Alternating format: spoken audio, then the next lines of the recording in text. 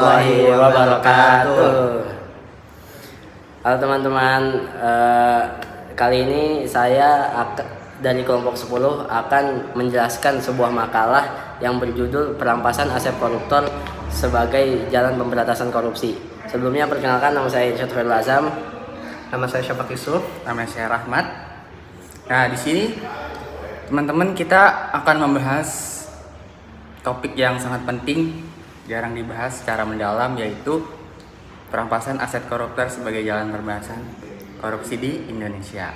Kita bakal bahas mulai dari apa itu masyarakat madani, karakteristiknya, fenomena KKN, langkah pemberantasan korupsi yang ada sekarang, sampai kenapa perampasan aset dianggap sebagai solusi yang efektif. So, langsung aja.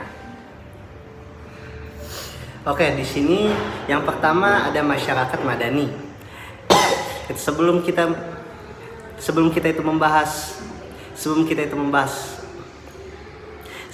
membahas soal korupsi, kita perlu paham dulu tentang masyarakat madani.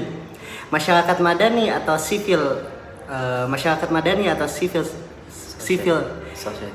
society adalah masyarakat yang mandiri. Itu mereka sadar hak dan kewajibannya.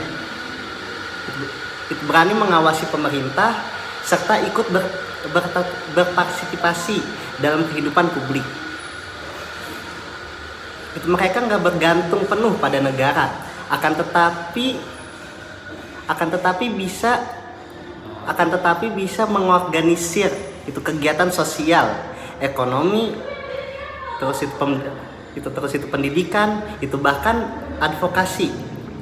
Itu jadi singkatnya itu masyarakat madani itu penjaga moral dan demokrasi di suatu negara. Nah, kita lanjut di nomor 2, yaitu ciri-ciri masyarakat madani.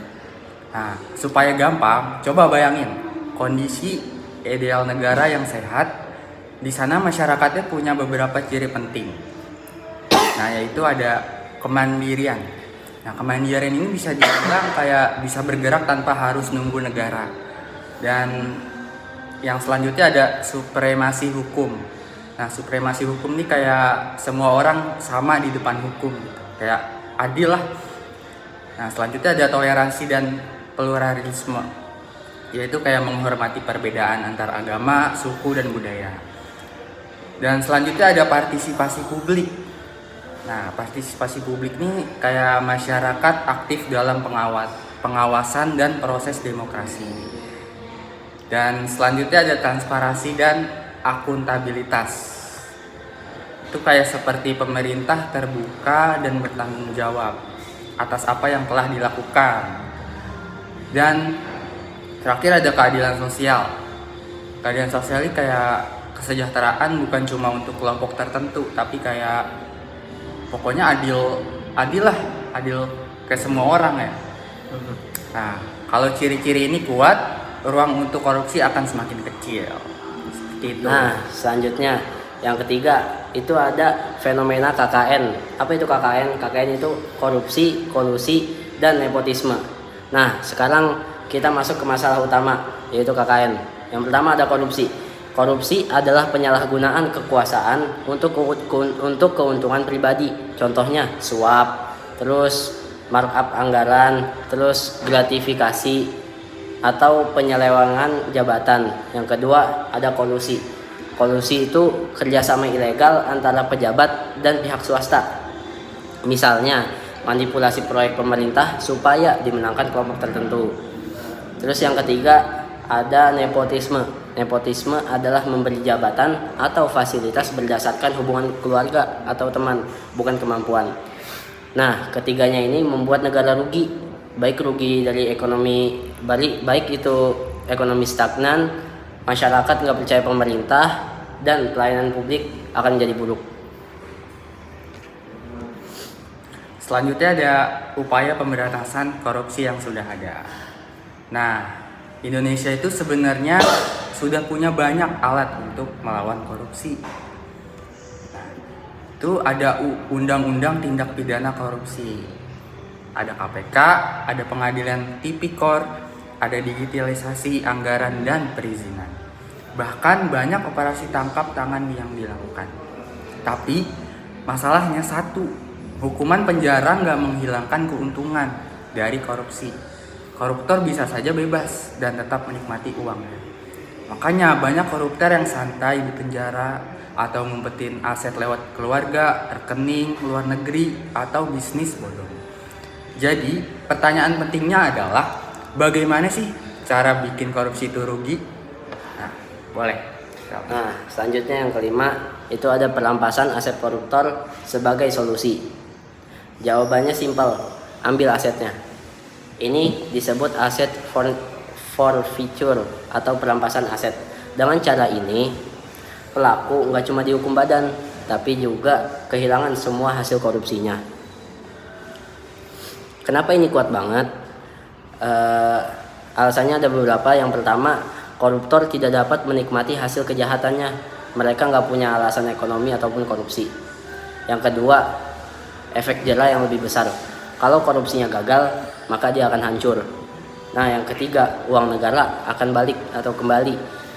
Asetnya, uang negaranya ini, asetnya ini bisa digunakan untuk pendidikan, kesehatan, atau bantuan UMKM.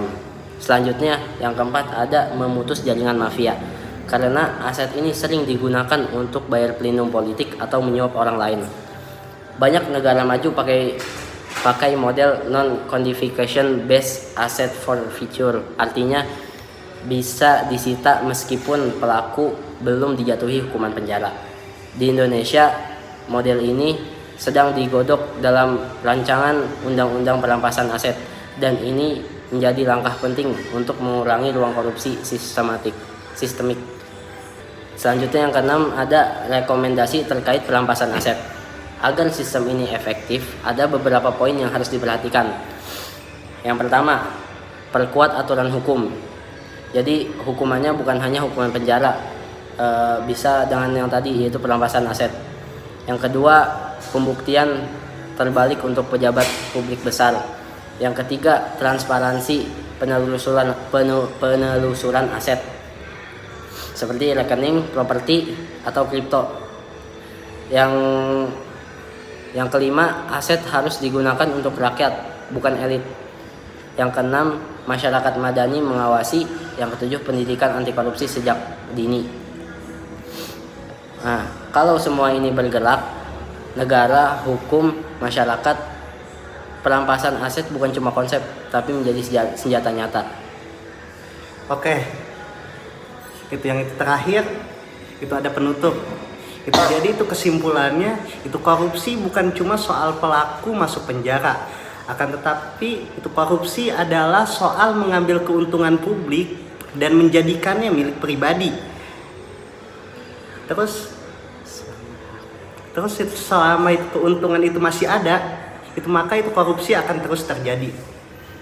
Itu perampasan aset itu membuat itu korupsi. Itu perampasan aset membuat korupsi tidak lagi menguntungkan, dan itu adalah langkah yang paling logis dalam berperang itu melawan itu korupsi. Oke, cukup sekian itu dari itu kelompok itu kami. Itu kurang itu lebihnya mohon maaf. Wassalamualaikum warahmatullahi wabarakatuh.